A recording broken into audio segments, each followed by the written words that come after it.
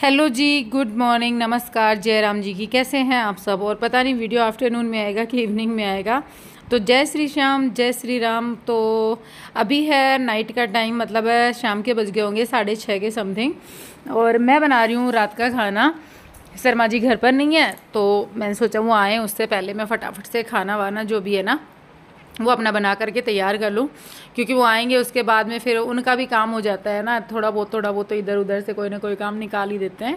फिर वो कहेंगे कि तूने अभी तक खाना भी नहीं बनाया, और पूरे दिन के थके आ रहे आएंगे, तो फिर खाना खा के जल्दी सोने की भी रहेगी उनको कि जल्दी से सो जाऊँ मैं, ताकि सुबह भी जल्दी उठना है, क्योंकि उनका 2-3 दिन तक का लगातार काम है। तो यहाँ पर मैं लेकर आई थी टिंडे की सब्ज़ी, जिसमें मैंने लगा दिया है तड़का। एकदम कच्चे कच्चे टिंडे थे, तो मैंने सोचा बहुत टेस्टी बनेंगे, लेकिन जब बाद में खाए तो उसके एकदम अपोजिट मिले। उनका टेस्ट जो होता है ना टिंडे का, वो नहीं था। मेरे शिवांश, नैनी और शर्मा जी तीनों के फेवरेट हैं ये, लेकिन फिर भी तीनों को ही अच्छे नहीं लगे। पता नहीं क्यों, उनके टेस्ट में ना थोड़ा सा अंतर हो गया था। तो बच्चों को दोनों को दूध दे दिया है। मैं दूध इनको या तो शाम को 4 बजे देती हूँ शाम वाला, या फिर मैं दे देती हूँ 7, 7:30 बजे, 8 बजे, मतलब जब मैं खाना बनाना शुरू करती हूँ ना, जब, ताकि मैं खाना वाना बना के, क्योंकि अब गर्मियाँ हैं ना, गर्मियों में बर्तन साफ़ होंगे ना, तो मतलब खाना बना के बर्तन वर्तन साफ़ करके लास्ट में खाना खाते हैं। गर्मी में गरम गरम खाते नहीं हैं, तो ये सोच करके मैं इनको खाना बनाते टाइम या फिर बनाने से 15-20 मिनट पहले दूध दे देती हूँ, ताकि रात वाला दूध जो है ना वो सोते टाइम ना देना पड़े, नहीं तो ये रात को फिर उठ के बाथरूम करेंगे। तो यहाँ पर बस सब्जी में तड़का लगा दिया है, आटे के लिए परात निकाल ली है, आटा लगाऊंगी। और मैं आप लोगों से क्या कह रही थी कि मैं हमेशा भूल जाती हूँ व्लॉग के टाइम पे, जब एडिट करती हूँ ना उस टाइम पे, लेकिन आज मुझे याद आया, तो मैंने सोचा मैं आप लोगों के साथ में शेयर करूँ। और याद क्यों आया वो भी कारण मैं आपको बता देती हूँ। तो जी शाम का टाइम है और रात का खाना बन रहा है, जैसे कि मैंने आप सबको बताया। और अभी खत्म हुआ है हमारे यहाँ पे जो मंदिर में भजन चलते हैं ना, वो भजन मतलब बंद हुए हैं अभी, नहीं तो वो इतनी जोर से माइक चलता है कि बस पूरी घर में उसी की आवाज सुनती है दूर दूर तक। तो ये सोच के मैंने सोचा थोड़ी देर में ब्लॉग शुरू करेंगे। तो जी नया ब्लॉग शुरू किया है शाम से। आटा मेरा लग गया है, रोटियां मेरे को सेकनी है, रोटी सेकूंगी। बर्तन साफ कर दिए जो भी थे वो। अब सब्जी भी मेरे ख्याल से बड़ी होगी, देखते हैं सब्जी का क्या बनना है।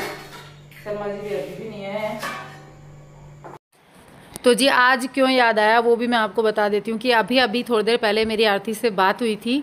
और हाँ, आरती के बारे में आप लोग बहुत बार कमेंट करते हो कि दीदी उनके अपडेट दो, वो कैसी हैं और कहाँ हैं, सारी चीज़ें बताओ, क्योंकि आप लोग केयर करते हो तो आप लोग पूछते हो।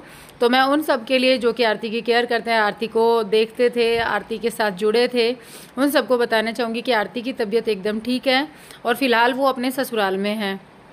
और मैं एक चीज़ और बताऊं आप लोगों को कि पहले क्या था कि मैं उससे, जब उसको वो अटैक आया था ना, उससे पहले हम बहुत बातें करते थे, बहुत ज़्यादा। लेकिन अब क्या है ना कि बहुत ज़्यादा से मतलब ये है कि दिन में 2-3 बार बात हमारी हो ही जाया करती थी। जब भी वो फ्री होती वो फ़ोन लगा लेती थी, और उस टाइम पे वो यूट्यूब पे काम भी करती थी, और ऊपर से वो प्रेग्नेंट थी, तो उसको कुछ ना कुछ बोलना होता था, कुछ ना कुछ बातें करनी होती थी, तो वो फ़ोन लगाती रहती थी। लेकिन अब क्या है ना, अब जब से उसको अटैक आया है ना और वो बीमार हुई, उसके बाद में तो फिर आप सबने देखा ही कि किस तरीके से सारा माहौल रहा। तो उन सब माहौल में तो मैं ज़्यादातर उसके साथ ही होती थी, तो फ़ोन पे बात हमारी करने की ज़रूरत ही नहीं पड़ती थी। और फिर क्या हुआ, जैसे जैसे वो रिकवर होती गई, वो ठीक होती गई ना, तो वैसे वैसे फ़ोन का जो काम था ना, फ़ोन जैसे दूरी बना ली एक टाइप से फ़ोन से।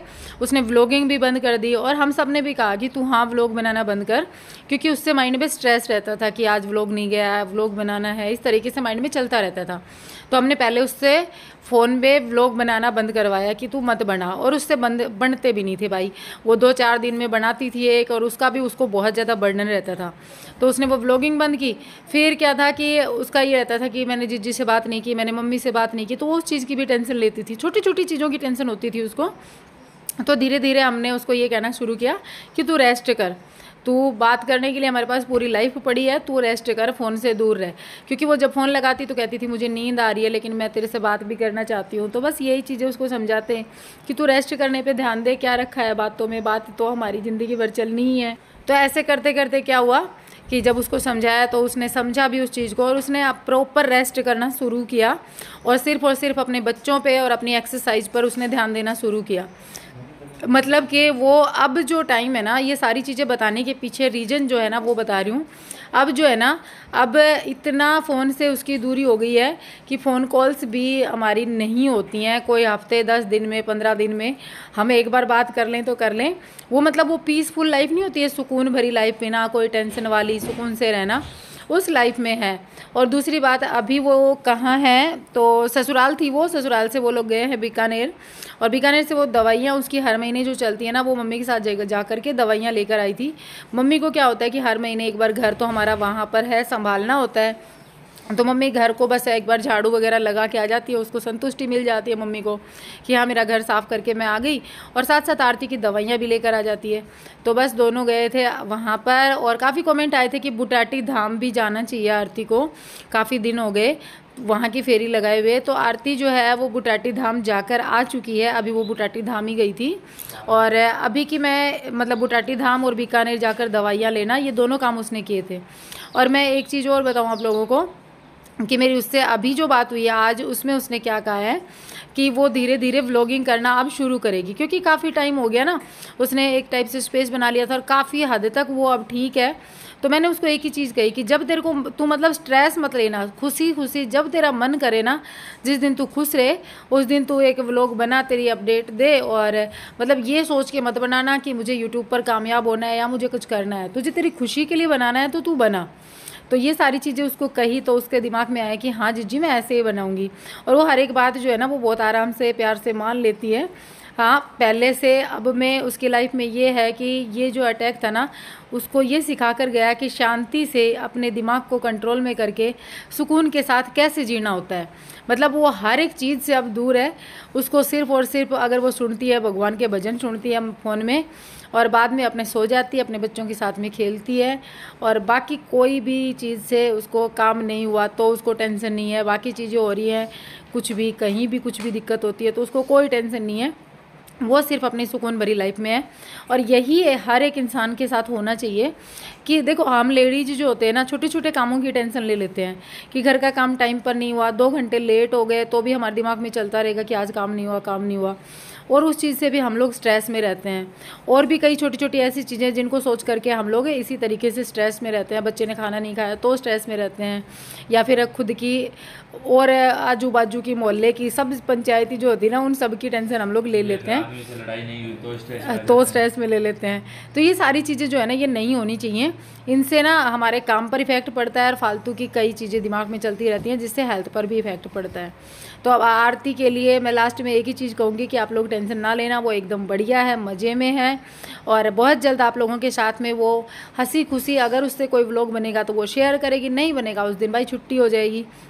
और एक गुड न्यूज़ और दूं आप लोगों को कि उसके हस्बैंड की लास्ट ईयर जो उसकी हेल्थ के कारण जो जॉब का इशू हो गया था कि जॉब छूट गई थी, वो दोबारा से लग गई है इस साल में, और बढ़िया पोजीशन पे हर एक चीज़ में मतलब सेटलमेंट हो रहा है। फाइनली हर एक चीज़ जो है ना वो सेट हो रही है, किसी भी चीज़ की अब फ़िलहाल कोई दिक्कत नहीं है आरती की लाइफ में।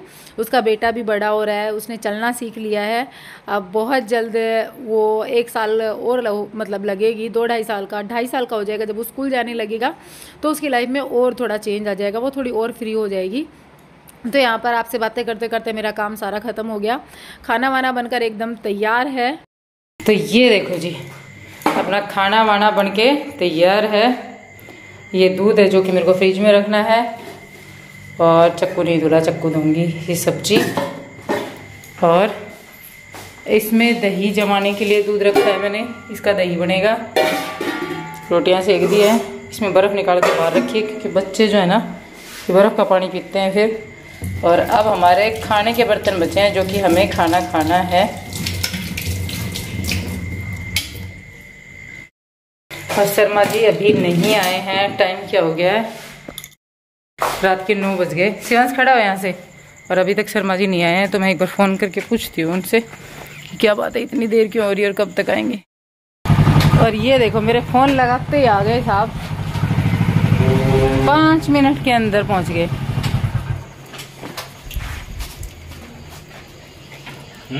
5 मिनट के अंदर पहुँच गए। मैंने फ़ोन लगाया था, फ़ोन इनके कान में लगा हुआ है, देखो। था आप कहाँ पहुँच गए? जब आप कहाँ? थोड़ी दूर। वहाँ पर क्या जाते पूछता है? हाँ जहाँ पे वो कुत्ता है वहीं पे सरपंच वाली शिवाड़ में को नहीं जाओ मैं उठे कि इधर की होगी वो टब्बर कोई सो बेटा पंखा चला के छोड़ रखा है नैनी।